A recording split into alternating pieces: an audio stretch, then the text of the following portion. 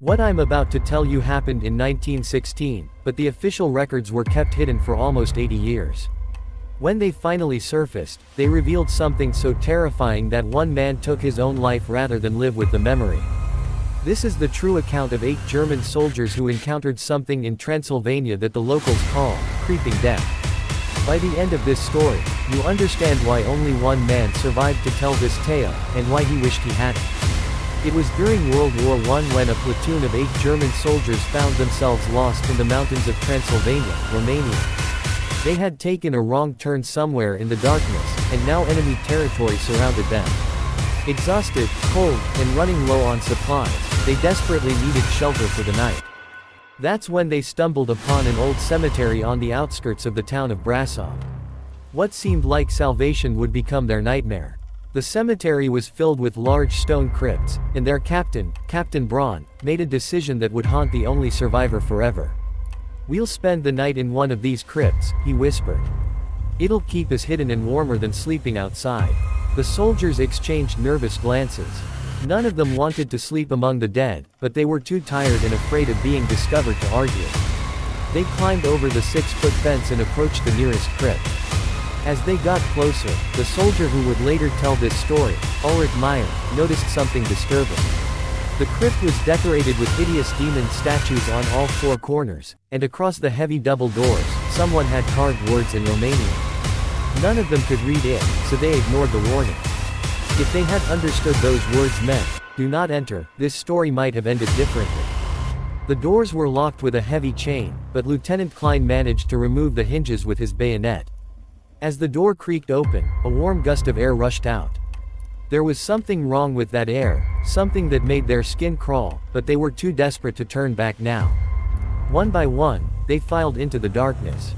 Inside, Ulrich swept his flashlight across the empty stone chamber. On the left side, he noticed stairs leading down to another room below. Someone behind him whispered, "We shouldn't be here," but Captain Braun ordered them to check their supplies and get some rest. They had no choice but to obey. Ulrich laid down on the cold stone floor, using his pack as a pillow, and somehow managed to fall asleep. But his rest didn't last long. He was awakened by someone shouting for everyone to come quickly. Heart pounding, he grabbed his flashlight and followed the other men down those stairs he had noticed earlier. What they found in that lower chamber changed everything. There was a large stone coffin, and its lid had been moved just enough to reveal what was inside. They all stood there, speechless, staring at the body of an old woman. But this wasn't like any corpse they had ever seen. Her face wasn't sunken or decaying like it should have been. She looked almost alive. Captain Braun's voice cut through the silence. "Something is not right here. This is not the face of a person who has been dead for a while. Seal the coffin and get back upstairs. No one else comes down here, understood?" They pushed the heavy stone lid back into place and climbed the stairs in terrified silence. The fear in the air was so thick you could almost touch it. Back upstairs, the captain gave strict orders. "No one goes back down to that room. Let's get some sleep. We need to wake up early and get back to the mountains." They all tried to rest, but Ulrich couldn't shake the image of that woman's face from his mind. Something about her eyes had seemed aware, watching them. Then came the scream. A horrible, inhuman sound that jerked them all awake. It was coming from the room below, and when they counted themselves, Lieutenant Klein was missing. Captain Braun ordered Ulrich and another soldier named Heinrich to investigate, though neither man wanted to go back down those stairs. With each step down into that darkness, Ulrich's heart hammered against his ribs. His hands shook so badly that the flashlight beam danced wildly on the walls. When they reached the bottom and turned the corner, they found Lieutenant Klein's uniform torn to shreds on the stone floor. But there was no body, no blood, nothing else. Just fabric ripped apart as if by some massive force. Captain Braun came down with the others and ordered Ulrich to search around the coffin. As Ulrich picked up the shredded uniform, a horrific vision flashed through his mind, images of Lieutenant Klein being torn apart by something unseen. The uniform had no blood on it at all, which somehow made it even more terrifying. "Everyone upstairs, we're leaving now," Captain Braun commanded, but when they tried to open the door, it wouldn't budge. They pushed with all their strength, multiple men working together, but the door had somehow become sealed from the outside. Panic began to set in. That's when all their flashlights went out at once, plunging them into absolute darkness. Seconds later, another horrific scream echoed from the room below, followed by rifle shots. In the chaos, they could hear someone being dragged away, then more screams, more sounds of struggle and terror. One by one, Ulrich heard his comrades being taken. Something was moving through the darkness with incredible speed, grabbing the soldiers and dragging them down to that chamber below. Each time, the same pattern, a grunt of surprise, the sound of something being pulled away, then those terrible screams from downstairs. Soon, Ulrich realized he was the only one left standing in that darkness. He pressed himself against the wall, trembling uncontrollably, when suddenly something grabbed him. It lifted him into the air with impossible strength and slammed him against the stone wall with such force that he nearly lost consciousness, then dropped him to the ground.